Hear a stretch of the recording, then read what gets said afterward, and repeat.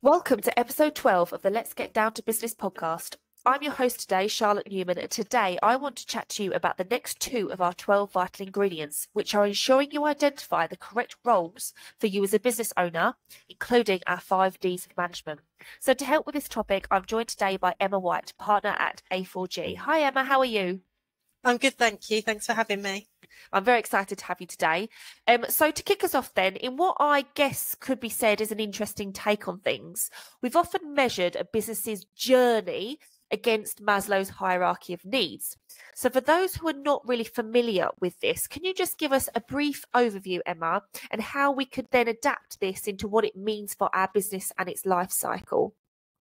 Yeah, absolutely. So Maslow's hierarchy of needs is almost about how as individuals we fulfill ourselves, and that starts from sort of your basic needs. So you've got your psychological needs, which are kind of food, water, warmth, rest. They're the very basic things. Now obviously if we can't fulfill that, we can't kind of move up the pyramid in terms of what we need from business, from ourselves, from life.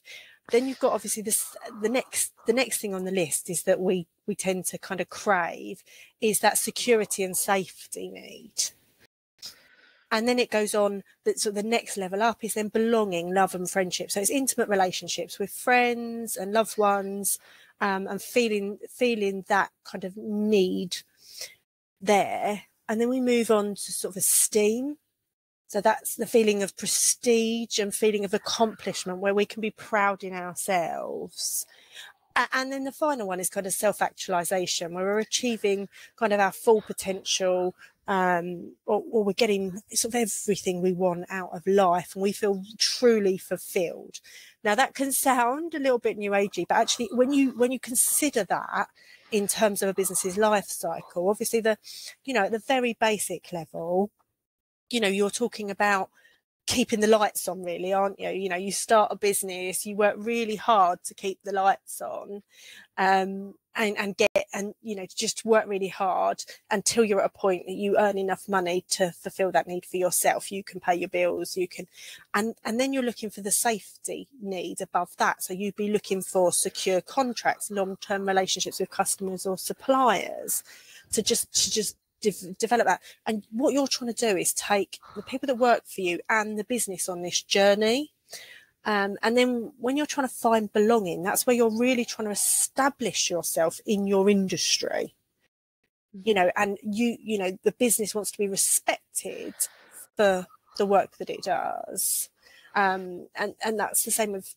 esteem. That might be where people feel the need to maybe get some awards in the industry, or just maybe that's as you start managing your year's performance compared to the previous year, just so that you can see you're achieving accomplishment and you're making progress with the business. And then obviously the self-actualization might be where the sort of MD, the owner manager, is actually able to kind of either go back to having like long holidays or just 2 weeks without worrying about the phone ringing while you're away. So it's about trying to take the business and staff as you bring them on in that journey, and having kind of a clear set of requirements for the business and what it is you're trying to build. I mean, that's why I love the fact that it's a pyramid shape, actually, because it's all about building blocks, isn't it? It's very visual in what the business needs to represent. Yeah, and I love that, like you say, it's very visual in how you can see it. And I guess the end game for any business owner is having the money and the time to achieve the things that they really want to achieve, either through their business or in life. And for some people that, like you said, might be sitting on a sun lounger 6 months a year, or it might be, setting up a charity or taking the business further. It could be anything for every different person. So I love how that comparison with the hierarchy of needs is quite a nice way to see it. So obviously, anyone listening, you may have heard us talk about the 60-30-10 rule of growth before, and that basically involves spending 60% of your strategic time on your most pressing issue, 30% of your time on the issue which will become the most pressing, and 10% of your time on the one that follows. So Emma, can you just maybe give us an example of how this actually might work in practice for a business owner on a day-to-day basis? Yeah, absolutely. I think it's making sure that we know business owners are really busy, and as you rightly touched on, one of the pressing things for owner managers is, you know, I don't have enough time. Now the idea of the 60-30-10 is really to give you as a business owner a little bit of focus. Is if you've got a spare, you know, 20 minutes, how do you do things to influence or push forward what your strategic goals are as a business? You know, and you break that time down that you've got spare, or you need to find that time to push through the strategy. So it's really about sitting down and thinking, well, what would have, you know, what is it that we want to achieve as a business? What should we spend 60% of our time on? What should we spend 30% of our time on, and 10% of our time? Now, we're not talking about 60% of our week, just the time we have available to keep these issues moving forward. So for example, that might be, you know, if you were looking to expand and you needed to buy, you know, get new premises, 60% of your time might be on the finding the premises and, you know, the plannings and stuff that you need to be able to turn it into whatever you need it to be. But obviously 30% of your time might then be, well, if you get that premises and you expand, you know, the next problem that or challenge you're going to face is finding the staff that you need to be able to fulfill that expansion. Yeah, so the 30% of your time would be spent trying to find the right people, you know, interview them, consider what training plan you might have. It's, you know, that would be then what you'd spend your 30% on, because that will be your next challenge once you've got the premises. And then the 10% might be, you know, how you generate that growth, or a new product that you want to bring in that you think will make that growth easier. So it's just really just thinking about the things that kind of follow on from each other that will then become your next 60%. And breaking down your time to think, if I can do, you know, if I've got 100 minutes, you know, this is what I need to do on those 3 pressing issues to just move things forward. And I think that's quite often the biggest challenge for running a business, is having that strategic direction and kind of planning the timing to keep things moving. Like you said, and I think that's such a nice way to see it. Like you say, obviously, if you had 100 minutes, it's easier to break it down. But if people don't, just how am I going to spend this half an hour that I've got focusing on my top 3 issues, and how do I weight that? How much time do I put into it? Because often we can spend, you know, 60% of our time on the issue that isn't going to come up yet. You know, it's not the most pressing thing. So actually having a bit of focus for a business owner to sit down and get started. I really like that. And obviously we've touched on the fact that business owners' time is absolutely precious. There's only 24 hours in a day. There's only 168 hours in a week. And actually we all have the same amount of time available. So it'd be just quite nice if maybe we can discuss how, you know, the time that our business owners do spend in the business, you know, making sure they're spending it on the right things. Because, you know, you can easily get distracted. You can easily put your time in the wrong places. Well, a tool we often actually use at A4G is the Quadrant Time Management System. So Emma, can you maybe just talk us through what this is and how business owners can actually use this in their everyday management of their time? Yeah, absolutely. So it is one of the things that we talk about a lot, because what we're always focused on is how do we get things to drop out of the bottom sometimes. You know, we work with a lot of people, both in the practice and with our business owners, who are really, really busy. And it's about how do you kind of find time? And it's hard, isn't it? I think we all feel that we haven't got enough time. So the quadrants is based on, so quadrant 1 is urgent and important. So that is, you know, sort of firefighting, mistakes. It might be like a broken machine. So it needs, you know, there's no time to wait. It has to be done immediately. Quadrant 2 is not urgent and important. Not urgent, but important. Now, this is where we'd be doing planning, professional development, preparation meetings, goal setting, you know, working with staff on their objectives so that we make sure the team are all pulling in the right direction. And I always think that's the quadrant that we all think we just don't have enough time for, but actually has the biggest impact on how the business is run. Then we've got quadrant 3, which is urgent and not important. So that's people dropping in, things that are important to other people, but they're not necessarily important to what you need to achieve. Then you've got quadrant 4, which is not urgent, not important. And that, you know, that is your time wasting, trivial activities, you know, flicking backwards and forwards between emails because you're not really sure what to do next. You know, maybe being distracted by your phone or conversations that are going on, whatever it is. But that's all the sort of stuff that, you know, if we can work on getting rid of some of that stuff, you know, it might be unsubscribing to some of the junk mails you get, or, you know, making sure there's someone in the office who's responsible for getting the milk so that the owner manager isn't running out, popping out to get milk for everyone's teas. You know, it's that type of stuff that's just, it's like nonsense time. We all know it, don't we? I think it's just, we do let it creep into our days. It's like a waste of time, isn't it? It's unproductive, sort of bit irresponsible sort of time. Yeah, and sometimes it's the stuff you get annoyed about as well, isn't it? Like if you do spend time in that quadrant, or other people have distracted you into something, you could be a bit annoyed because you haven't met your objective of the day, because you felt like time's been stolen from you or wasted. Yeah, definitely. And I think that's slightly different to the non-important but urgent things. You know, they're sort of like, you know, things that may be a bit out of control. You know, the very short-term focus in that quadrant compared to, you know, them having nothing really, you know. Yeah, absolutely. And I think quite often as a busy owner manager, you go from the important and urgent because it's whatever's going on and everyone wants your input into things, that, you know, it is important, but they've made it urgent because they've left it or not given proper time for planning. And then quite often, because you've had your mind completely distracted and it's been a bit busy, you know, maybe that's dealing with a problem and you're then deflated. I think quite often after that you spend time in quadrant 4, time wasting a bit, because you're like, hang on a minute, I've got to refocus. I've got to work out what I was planning to do with my day. And so people tend to ping pong between 1 and 4. And certainly I think the quadrant that gets the least amount of time is it's that I don't have time for the not urgent important stuff, which is the preparation, the planning, the clarity on goals, the, you know, working with your team to improve what they're doing as well for the business. That's where, so as an owner manager, my best tip really on making sure you're spending a decent amount of time in that quadrant 2 is block it out your diary.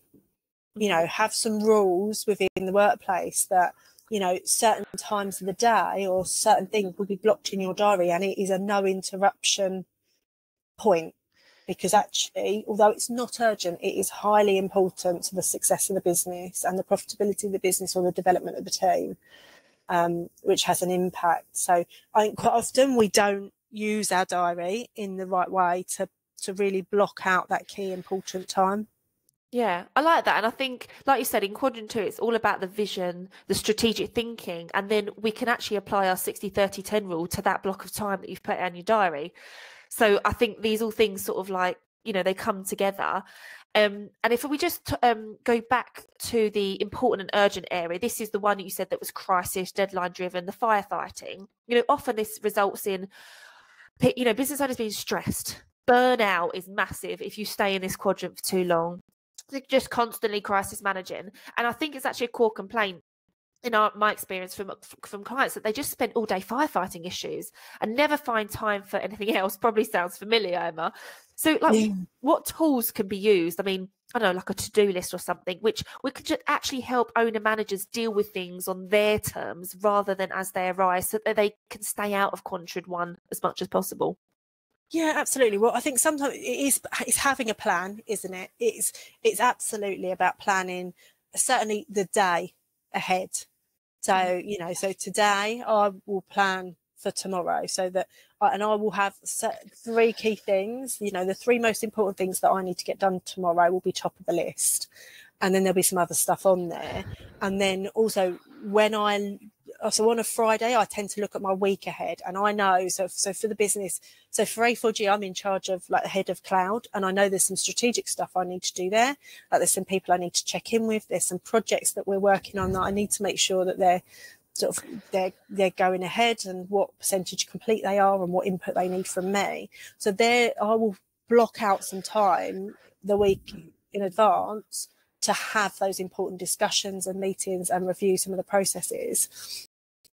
So it is all about planning, to be able to stay out of that quadrant and then help other people to be organised. Quite often things fall into that important and urgent box because it's something that should have been done 3 or 4 weeks ago that is now needs doing today.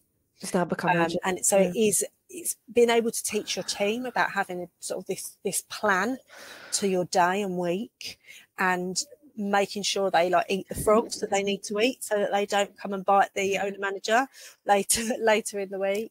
And it's just getting everyone on the right track, really, is having a bit of a plan, tackling the 3 most important things for the day, every day. Certainly just having a to-do list, if it's written down, it's out of your head, it helps stop the stress levels as well. And I think you can start thinking about things in a more strategic way, because you can start looking at your to-do list and think, am I the only person that can do all this, or are some of these things actually should be done by someone else? And you can start to build responsibility within your team by delegating some of these things. Brilliant. Well, actually, that just moves us on to how we can influence our team, because I think a big part of, your time management as a business owner is sort of managing your team's time as well, and helping them, because, you bring a team on, you bring staff on, they're supposed to support you and help grow your goals. And one of the things that we talk about as part of this is the 5 Ds of management. So I thought if we maybe just touch on each one in turn, Emma, if that's all right. So, owner managers are good at doing. So the first D is doing. They're usually the people that get things done. It's their business after all, and it's probably why they started their own business in the first place, because they're good at doing things. But obviously we have touched on there's only so many hours in the day or the week, and the owner's to-do list is grown to bursting point. So where can a business owner just start in terms of reducing the amount of doing that they do? Yeah, absolutely. So one of the best things to do is actually to start delegating. But I think delegation is a really scary idea, because it's like, well, people won't do it the way I want to do it. And one of the things I typically see in some businesses that are struggling time-wise is that they haven't started the first part of the process of delegation, which actually would be someone's job role. So the job role would set out the purpose, what is their purpose? Why are they in the business? What do you need them to achieve? And what are the tasks that covers? And if there's things that as a business owner that are really vital, they do it your way, then part of delegating would be, giving them a checklist of the things that are critical to getting that thing right. So absolutely right. So one of the first things you do is start to delegate, but it's about delegating in the right way, and spending that time, thinking about what you're delegating, making it very clear what you need from them, when you need it back, and if there's anything involved in how they need to deliver that. Yeah, exactly. Because I think, we hear that a lot, don't we? We need to delegate more. We need to delegate more. And in practice, it's not really that easy, because you need to delegate the right things to the right people. So what would you say are some of the potential pitfalls that owner managers come across when they're perfecting this skill, which is the second D of management, actually, delegation? Yeah, absolutely. Well, I think delegating is, it's always hard, and you're trying to pitch it at different staff at different capabilities.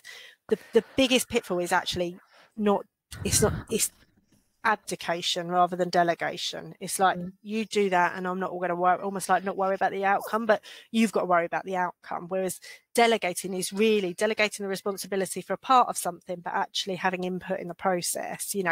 Maybe that's getting someone to repeat back what you've asked them to do to make sure they've understood it, or getting them to feed it back to you initially so that you can look at it and work with them on, maybe what they haven't done correctly, or what you need them to do going forward.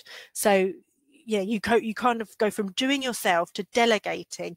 And then what I'm talking about really is almost knowing when you need to do directing, which is helping people through. when you start delegating, sometimes you have to piece feed people through processes, check each part until you're satisfied that actually you could delegate it, delegate a large percentage of it and then get it back in a good order. So it's about directing, really, sort of working with someone to give them a bit of training or a bit more of a broken down plan in the steps they do to achieve what you need them to achieve.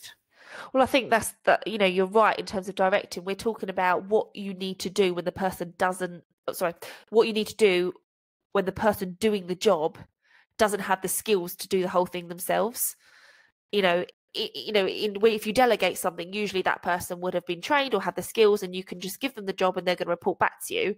Like I say, not abdicate responsibility, but you are delegating the job to be done by someone else. But if they don't have those skills, you're going to need to do some sort of talking them through. It might be a piecemeal management style.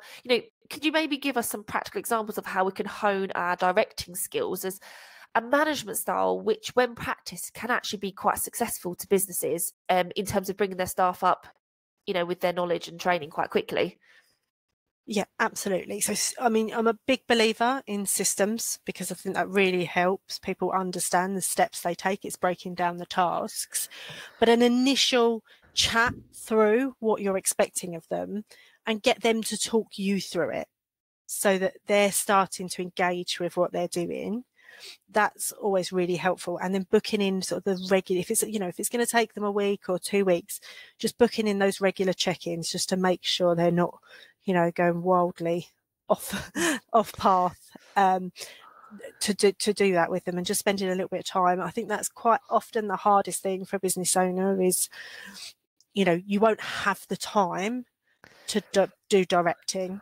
You have to make the time to direct. Otherwise, you're never ever going to be able to delegate. If you don't make some time to bring some of the staff through on certain areas, you're just not going to get there. Yeah, exactly. So we've covered the doing, the delegating and directing as 3 of the 5.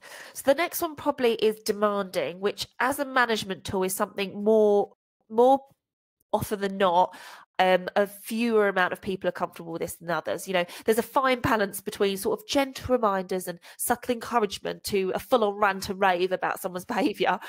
Neither of these are actually going to likely be effective. So often it actually is necessary that a business owner becomes demanding. So we often refer to this here at A4G as the chat, and can usually be delivered in the form of a shit sandwich. I'm going to excuse my language here, but there really isn't any sugarcoating this bit. Can you just maybe run through, Emma, some of the things that this chat may need to include? It's not really a formal HR situation, but it's probably the step before that. What is the purpose of this type of management tool? Yeah, you're absolutely right. Well, I think sometimes people can lose a bit of focus. I mean, staff can lose focus on, why they're there, what the purpose is, and what the business needs are as well as their own. I think by nature we all think about what our needs are, but the chat is almost laying down what the business needs. What is going well, what isn't going well, and what needs to happen. Really, it's just having a very frank and open discussion. So rather than, I think demanding sometimes sounds like you're going to be standing over and pointing a finger shouting. But actually that's the reason we call it the chat, because it is, a sat down conversation about the realities of the situation. This is what's going well, if anything's going well. This is what the business needs. You can't have people, especially in owner-managed businesses, like everyone needs to be doing their bit, don't they, to bring it all together. And if you've got that one either rotten apple, because sometimes people can be really disruptive, or they're just a bit of a weak link, the chat is just about making it clear of where the business believes things currently are and what the business needs going forward. And it's just a frank discussion, which I think most people value. I think sometimes HR rules, and I'm not saying ignore them, but they can complicate things, and I think they can make people feel that they can't speak the truth. And and the chat is about speaking the truth in a factual way. Yeah, exactly. And I think, you know, the best outcome of this sort of conversation is that that person sort of pulls their socks up and is back on board with, you know, going the right way for the business, or maybe they realise that they're not a good fit and actually that's better for them and the business. So I think either way, having these difficult but frank conversations is imperative, I think, to continuing to have the right people around you. So if we lastly look at the last D of management, then that's disrupting, which again sounds negative, but actually it's a critical management technique, and it isn't actually as hard as it sounds. You know, so how can a business owner quickly cause some disruption in their business, and what can they listen out for, which is likely to indicate that all is perhaps not as well as they potentially are being led to believe? Yeah, absolutely. I think disrupted, it sounds scary, doesn't it? But quite often, if you're looking at your monthly figures, some of your figures will tell you or give an indication of things that you need to drill down into. So we call it turning over stones. So say your gross profit margin is drifting. Well, I need to have some conversations here with the people, you know, on the front line of, you know, how are we quoting? What are we buying? You know, how are we using materials? Is there wastage? You just have to almost like ask lots of questions. And if you're not 100% satisfied with the answers or the facts presented, keep turning over the stones, keep drilling down, into the reasons, because quite often when things are going wrong, it's not one thing, it's multiple little small things that just need fine tuning, and then everything will be back to a happy ship. So, you know, a good way of kind of disrupting is having a very open and honest conversation about mistakes. I think quite often, you know, we like to make excuses for mistakes. We like to brush them under the carpet, pretend they never existed, certainly never monitor them, you know, sort of how regularly things happen. And we just try and put it down to a one-off and move on. But actually doing a bit of an analysis on mistakes or errors or things that go wrong, and having a really open team meeting about it and talk about all the things that maybe we could have thought about earlier, or, you know, are there processes in the sales process that could have maybe predicted a problem with something, you know, whatever it is, it's just having everyone's input on all the things that could have been, you know, all the things that happened, then all the things that you have the ability to influence to stop that mistake happening again. And I mean, I always think you should look at mistakes as school fees if you learn from them. So, you know, you don't want to be making the same mistake again and again and again. Whereas actually, if you make one mistake, it costs you some money, but you learn all the lessons you can learn from that mistake, and you make the changes needed to, you know, block that hole and plug that gap.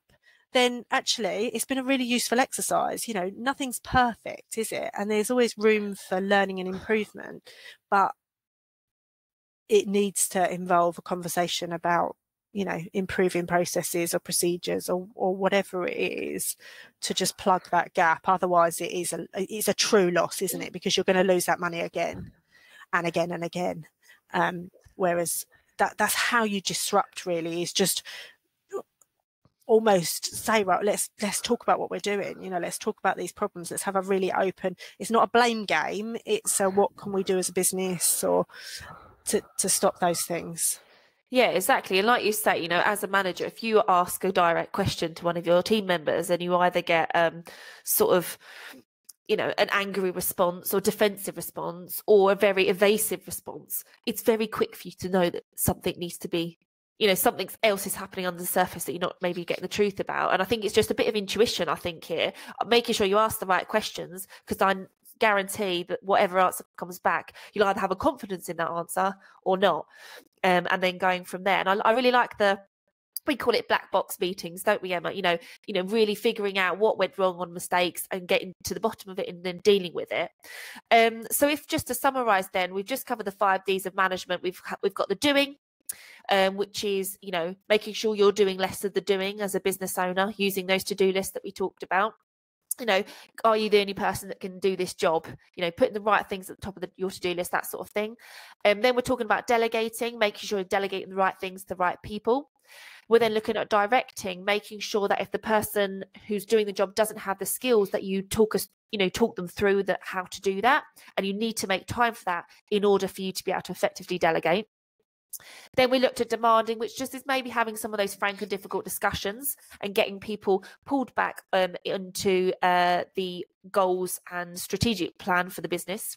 And then finally look at disrupting some of the things in your business, you know, turning over some stones and making sure that any mistakes are dealt with and any issues plugged so that you can continue to run a tight ship. So, you know, we've covered a fair bit today, Emma, around time management and management techniques. So do you have maybe some just final practical advice for our listeners in ways that they could tackle these areas and just make sure they're on top of these things? Yeah, I mean, I think the most practical advice really is think about some core habits that you can introduce to yourself and then start to bring your staff through on how to better manage your time. I think it's a busy old world, isn't it? And the one thing that we've been taught in the last couple of years is actually it's too busy. And sometimes some of that busyness is with the wrong things. So it's getting some really good habits about planning your day and the tasks that you need to achieve to just get you working in the right way every day. Yeah, brilliant. I've really enjoyed today's chat, Emma. So thank you so much for joining us. Thanks for having me. I've really enjoyed it. Wonderful. So next week, we'll be discussing how to avoid poor partnerships and building a good team whilst also reducing overdependence on specific individuals. So if you have any questions on this or any other topic, please email them over to enquiries@a4g-llp.co.uk. In the meantime, head to our social media at A4G Chartered Accountants, where we're providing a lot more guidance on this area and many others. Alternatively, check out our website, www.a4g-llp.co.uk, which is full of free tools, guidance, and plenty of food for thought to help support you with running your successful business. So I've been your host, Charlotte, and this is Let's Get Down to Business.